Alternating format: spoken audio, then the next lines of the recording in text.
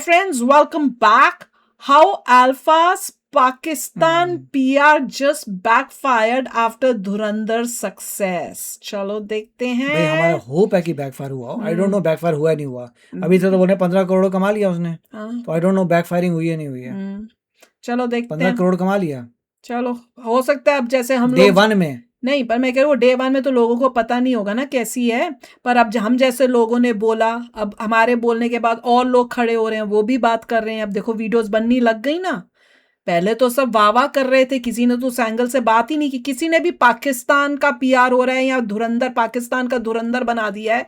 जो हमने आते ही बोला वो तो किसी ने बोला ही नहीं था जब हम देख रहे थे. और ये लोगों ने हमसे पहले मूवियां देखी हुई थी. हमने जब आके देखी हैं, ये सब इन लोग कर चुके थे रिव्यूज. हमने आके अपना पहले रिव्यू दिया, फिर इन लोगों का देखा कि इन्होंने क्या किया. काफी सारे प्रोफेशनल रिव्यूअर्स हैं जो धीरे धीरे इस पॉइंट को लेके आएंगे. अब लाएंगे जो अभी तक नहीं लेके आए, अब लाएंगे. वो हमेशा यही करते हैं. मैंने देखा है कि पहले जो मूवी होती है उसको पहले ओके ओके अच्छा कर दो, फिर जब बाकी लोग बोलना शुरू करते हैं फिर वो एक और वीडियो बनाते हैं, फिर उस पे बनाते हैं, फिर उसके बाद वीडियो बनेंगी उनकी काफी सारी. पहले टाइम में जब देख के आए तब उन्होंने नोट नहीं किया. घबरा गए. जैसे हम लोग गए इमीडिएटली आके बोला. और मैं इसीलिए रिव्यू देख के नहीं देखा भी नहीं लोगों का मूवी देखना. मैंने कहा पहले मूवी खुद देखेंगे ताकि किसी बायस नहीं हो. आई होप फिर आके लोग जाके बोलते हो भाई तुम घबराते हो. क्यों नहीं बताया? घबरा जाते हो यार. बताओ ना. उसी जनता चिल्लाती है फिर तुम जागते हो. जनता ने बताना है फिर तुम्हें बताना याद आता है. देखते तुमको बल्कि जनता को बताना चाहिए. तुम्हारी ड्यूटी बनती है ये. जैसे हमने आते ही देख के बोला सीधा आ रहा है कि बकवास है, वो सही बंदा है. हमने बोला सबसे पहले हमने बोला. 2-4 और हैं जिन्होंने सही बोला, पर उन्होंने हमसे बाद में बनाई है मेरे ख्याल से वीडियो. ठीक है, मगर जब भी उन्होंने बोला they were right for the first attempt. At least उन्होंने बोला तो सही. हमने तो आते ही बोला ये तो पाकिस्तान की धुरंधर लग रही थी कि पाकिस्तान ने अपना बंदे ने पहला वीडियो जो बनाया उसने जय जयकार की है. वहां जाके लोगों को बोलना चाहिए भाई इतना मत घबरा. लाइफ में क्यों घबराता है? जिन्होंने उस वीडियो में ये नहीं बताया कि पाकिस्तान प्रेम, इंडिया की आर्मी की इंसल्ट, उरी सर्जिकल स्ट्राइक की इतनी बड़ी बेइज्जती. या तो वो बनाने वाले इतने भोले थे, उनको पता नहीं चला हुआ क्या मूवी में. नहीं, मैं तो वो पता था तो उनको बोलो घबराइए मत.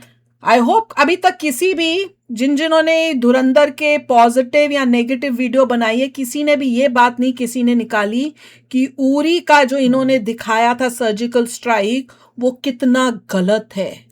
उस पे तो मैं तो कह रही हूँ मेरे को नहीं पता उरी में क्या हुआ था क्योंकि उस वक्त मैं पे टेंशन नहीं कर रहा था. मैं थोड़ा सो रहा था. मैंने तो यही समझा. अब बताओ मैंने कोई मेरी समझ में तो नहीं गलती हो गई? मेरे को याद नहीं है.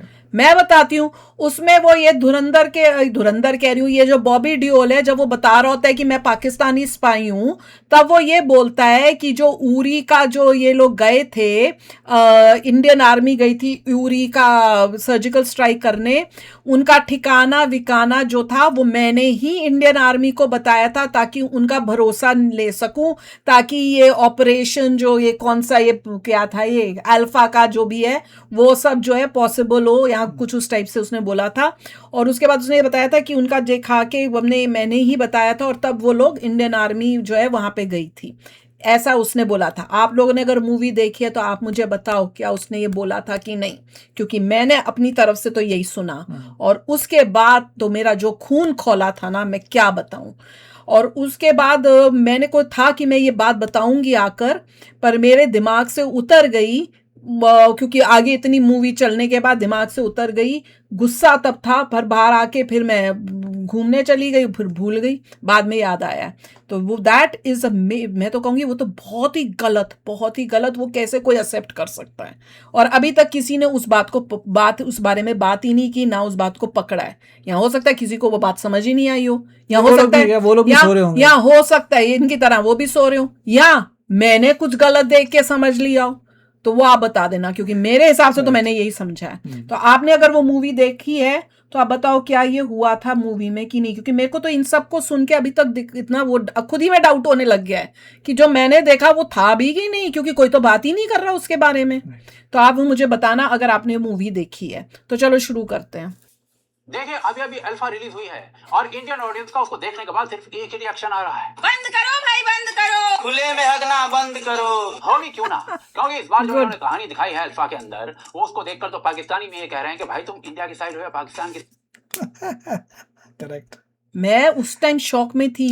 मेरे को लगा ये मैं गलती से कोई पाकिस्तान वालों की बनी हुई मूवी तो मैं तो नहीं आ गई. पाकिस्तान की थी. हाँ, पाकिस्तान ने बनाई ये मूवी. करेक्ट. साइड हो। चटके चटके चटके चटके चटके। और भाई साहब ये मैं मजाक नहीं कर रहा हूँ, ये बॉलीवुड का पाकिस्तान के लिए एक तरीके का ट्रिब्यूट है। मुझे तो लगता है आलिया का करियर ही ना चौपट हो जाए इस मूवी की वजह से। अब छोटी बच्ची की वही ऐसी तो, क्या करोगे? क्योंकि अब लोगों को रियलाइज हो रहा है, कईयों के दिमाग में ऐसा इन्होंने पीआर टीमों ने डाल दिया था लोगों के दिमाग में कि बच्चा क्या एक्ट्रेस है, क्या कमाल की KG की एक्टिंग छोटी सी करती बच्ची है। है, कर रही वो है। मैं जब देखती हूँ मैं कहती हूँ ये एक्ट्रेस बनी कैसे।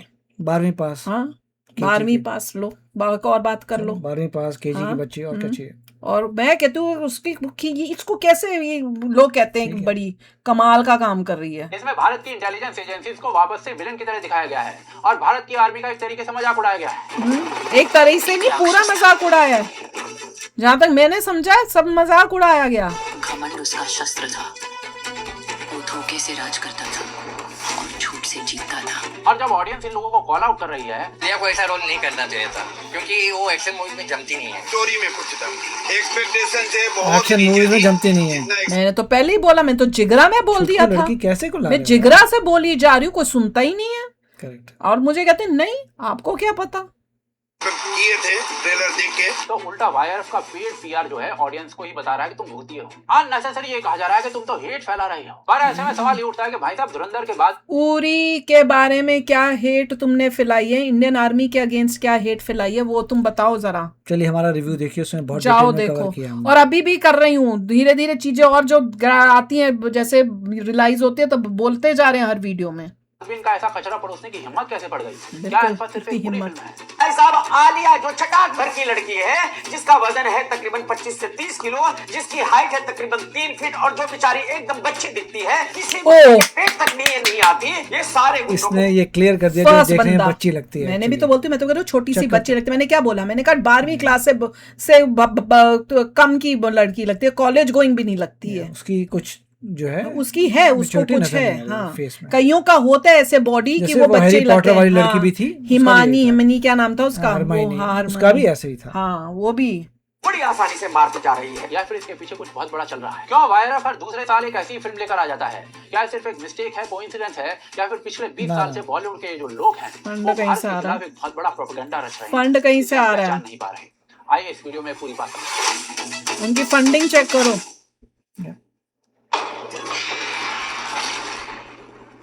देखिए वैसे तो मैं जनरली मूवीज के स्पॉयलर्स नहीं देता हूँ, पर यह ऐसी मूवी है जिसका आप टीजर देख के ही पूरी कहानी समझ जाओगे। अल्फा की कहानी सुनकर पहले आपको हंसी आएगी, फिर गुस्सा आएगा, फिर शर्म आएगी। फिल्म शुरू होती है अनिल कपूर साहब से, जिनका रोल है रॉ के चीफ का। जी हाँ, वही रॉ जिसकी हर हरकत टॉप सीक्रेट होती है और जिसके चीफ का चेहरा असली दुनिया में कोई नहीं पहचानता। ये मेरे से रुका नहीं जा रहा, जो ऐसा चीफ जो ट्रेन करता है पाकिस्तानी को। हाँ, उसको अबे पता ही तेरे को नहीं इतना चलता। पता नहीं लगा तू ट्रेन कर रहा है पाकिस्तानी रॉ को? का चीफ बनता है पर उसको यही नहीं पता कि वाह, उसके अंडर क्या ही रॉ एक का है? पाकिस्तानी तू है। इतना मतलब फुक्कू है कि तेरे को यही नहीं पता कि जिसको ट्रेन करे पाकिस्तानी है। रॉ का मजाक उड़ाया गया, रॉ वही। के चीफ का मजाक उड़ाया गया, वाह, वाह। इंडिया का मजाक उड़ाया गया। लेकिन अल्फा के अंदर इनके लाइफस्टाइल को देखिए, बड़े बड़े farm house, luxury cars, high society के पार्टीज में जाना, मतलब जैसे रॉ का चीफ ना हो अंबानी का बेटा हो। इसके बाद आते हैं बॉबी देओल पर, जो रिटायर्ड इंडियन आर्मी कर्नल दीप बख्शी का रोल निभा रहे हैं। इनकी कहानी भाई ये है कि ये अल्फा नाम का एक सुपर सोल्जर प्रोग्राम चलाते हैं, जिसमें इंसानों को एक स्पेशल दवा देकर हल्क जैसा बना दिया जाता है। अब जब इंडियन आर्मी को इसके बारे में पता चलता है तो ये प्रोग्राम बंद कर हल्क जैसा बना दिया जाता है, पर वो हल्क जो है पीट पाता है वो हल्कों को।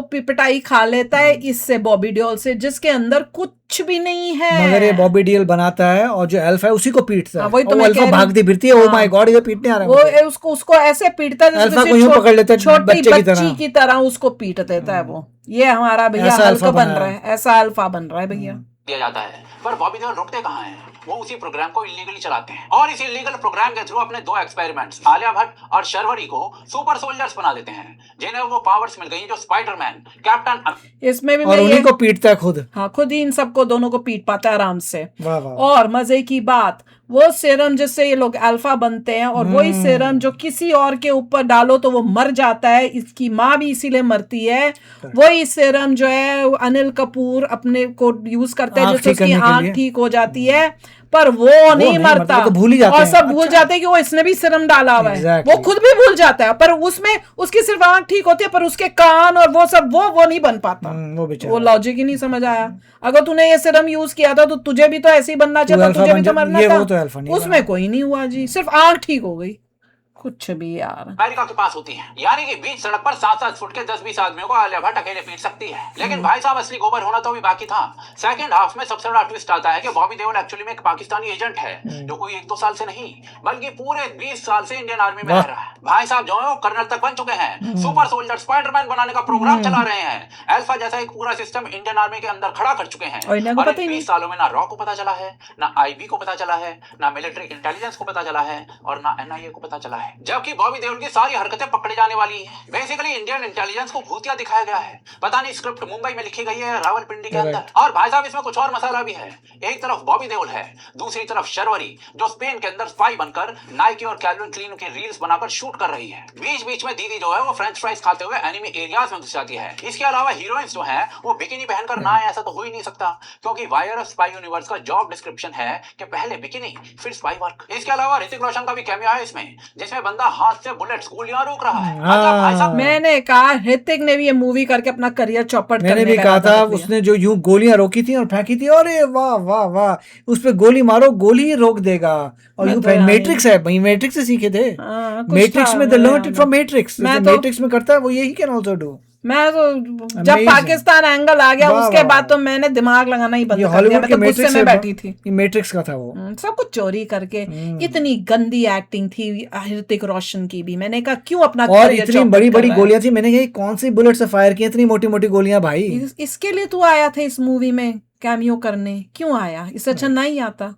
2026 में स्पेशली धुरंधर के बाद जब पूरा इंडिया रियलिस्टिक स्पाई थ्रिलर कैसी होती है वो देख चुका है, वाईआरएफ अभी भी बच्चों की कॉमिक बुक वाली स्टोरीज बना रहा है। धुरंधर में तो हमजा ऑलमोस्ट अंधा होने तक हो जाता है, और यहाँ पर वाईआरएफ का हीरो बंदूक से ऐसी कलाबाजी कर रहा है जैसे नुक्कड़ नाटक चल रहा हो। और भाई साहब ये सब जानने के लिए फिल्म देखने की भी जरूरत नहीं थी, ये सब ट्रेलर देख के समझ आ गया था। फिल्म का शुरुआती सीन निकिता नाम की हॉलीवुड मूवी से कॉपी है जो दशकों पहले आ चुकी है। और भाई साहब बाकी की कहानी जो है वो मार्वल की ब्लैक विडो से उठा ली गई है, यानी ओरिजिनलिटी के नाम पर चीजें शून्य है। और हैरानी की बात यह है कि बैलरीना से भी इतने बड़े उठाई इतने है। बड़े स्टार्स के होने के बावजूद कहानी हॉलीवुड की बी ग्रेड फिल्मों से चुराई गई है। अब आप लोग कह दोगे कि भाई एक फिल्म ही तो है, इतना गंभीर क्यों हो रहे हो? पर यही असली खेल है। अल्फा एक फिल्म नहीं है, अल्फा एक पैटर्न का हिस्सा है। एक ऐसा पैटर्न जो वाईआरएफ पिछले 20 सालों से बड़ी सफाई से इंडियन ये लोग पाकिस्तान को पाकिस्तान अच्छा वाले। और पाकिस्तान का और इंडिया के बीच में प्यार दिखाने की कोशिश करेंगे। पाकिस्तानी नहीं। बहुत अच्छे हैं, इंडिया की हेल्प करते हैं, बहुत मतलब उनको पावरफुल, उनको अच्छा दिखाने की They are कोशिश stronger हो than रही you. है। They are stronger than India.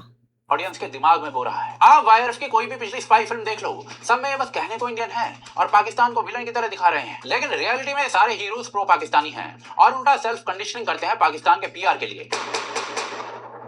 देखिए वाईआरएफ स्पाई यूनिवर्स की शुरुआत हुई थी 2012 में एक था टाइगर से, और तभी से इस फ्रेंचाइज ने वो डीएनए सेट कर दिया था जो आज तक नहीं बदला है। एक था टाइगर में सलमान खान एक लॉयल रॉ एजेंट टाइगर का रोल निभा रहे वो थे, और पाकिस्तानी। कैटरीना कैफ जोया नाम की एक आईएसआई एजेंट का। पूरी देखा, फिल्म के अंदर इन वही। दोनों एनिमीज नहीं, को एक पाकिस्तान दूसरे से प्यार भरे होते हुए पड़े हैं, दिखा वो दिया काम गया। धाम नहीं कोई। और अंत में टाइगर ने रॉ छोड़ दी और जोया ने आईएसआई छोड़ दी और दोनों एक साथ भाग गए। फिर 2017 पठान में में भी टाइगर यही था जिंदा है कुछ। आई, Fake है, जिसमें टाइगर मस्त और है। जोया एक साथ मिलकर इराक में भारत और पाकिस्तान दोनों की नर्सेस को बचा कर लाते हैं। और इसी फिल्म का एक फेमस सीन है जहां जोया बड़ी इमोशनल होकर टाइगर को समझाती है कि पाकिस्तान भी टेररिज्म से उतना ही जूझ रहा है जितना भारत जूझ रहा है। वाह। यानी कि वाईआरएफ ने ये वही कहानी जो पाकिस्तान बोलता है, पाकिस्तान के मिनिस्टर Funding. जो बोलते हैं So वो something भाषा ये बोल रहे हैं। इनको क्या इंडिया मजबूरी बोलता है कि नहीं ये स्टेट स्पॉन्सर्ड वो हैं, पर ये हमको इंडिया में रह के इंडियंस को दिखा रहे हैं, नहीं इनकी- वो जूझ रहा है। इनकी क्या मजबूरी थी कि पाकिस्तान को लेके आए, आई डोंट नो। हाँ, और ये दिखाएं इंडियंस को। राइट।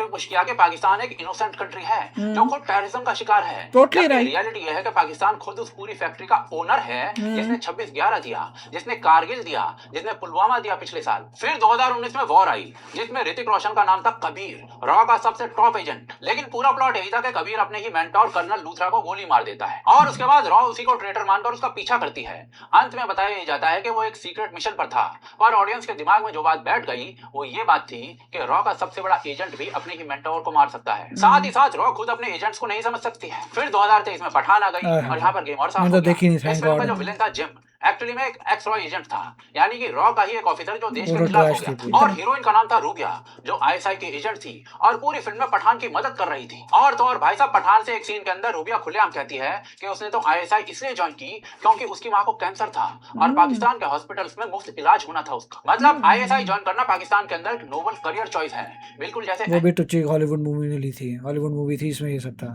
क्यों ज्वाइन कर रहे हो। और ये सब उसी इंडियन ऑडियंस के दिमाग में डाला जा रहा था जिसने वही आईएसआई देखी है जिसने मुंबई पर हमला करवाया था, कारगिल में सैनिक भेजे थे और आज भी पहलगाम जैसे अटैक्स का प्लान करती है। 2023 में टाइगर 3 आई, जिसमें फिर से टाइगर को रॉ ने ट्रेटर डिक्लेयर कर दिया और पूरी फिल्म के अंदर टाइगर जो है अपनी लॉयल्टी को डिक्लेयर करता रह गया। फिर 2025 में वॉर 2 आई, Fight जिसमें 2। कबीर फिर से गद्दार बन गया। मतलब भाई साहब, ये वायरस का फॉर्मूला बन चुका है और अब 2026 में अल्फा आ गई है, जहां पैटर्न अपने लास्ट एक्सट्रीम पर पहुंच चुका है। इस बार इंडियन आर्मी का कर्नल असल में एक पाकिस्तानी स्पाई निकला है और रॉ का चीफ स्टूपिड निकला है। यानी कि हर वायर स्पाई यूनिवर्स की फिल्म का एक ही टेम्पलेट है, जिसमें इंडियन इंटेलिजेंस या तो कॉम्प्रोमाइज Stupid है है या फिर क्लूलेस है या फिर करप्ट है। दूसरी तरफ पाकिस्तान के एजेंट्स या तो जीनियस हैं या फिर लवेबल हैं या फिर ट्रेजिक हीरोज हैं। और भाई साहब, ये कोई एक्सीडेंट नहीं है, एक डिजाइन है। जब एक ही प्रोडक्शन हाउस 14 साल में 7 फिल्में बनाता है और हर फिल्म सब के अंदर यही। एक ही टेम्पलेट को दोहराता है, तो इसे कोइंसिडेंस नहीं कहते हैं, नहीं, नहीं, इसे नहीं। स्ट्रेटजी कहते हैं। तो ऐसे में पूछो फंड्स कहाँ से आ रहे हैं मूवियां बनाने के। Government has to check government needs to check.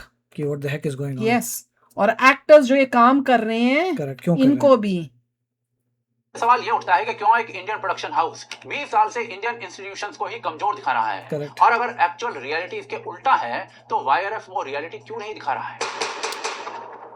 देखिए, वाईआरएफ के अल्फा में एक बात बहुत क्लियर थी कि पाकिस्तानी एजेंट्स इतने जबरदस्त होते हैं कि 20 साल तक इंडियन आर्मी में कर्नल बनकर बैठ सकते हैं और इंडियन रॉ कुछ नहीं जानती उसके बारे में। यही बात एग्जैक्टली मैंने जब मूवी देख के आके रिव्यू में थी, मैंने इस बात का जिक्र भी किया था और मैंने कहा था कि ये मूवी तो किसी को भी देखनी नहीं चाहिए।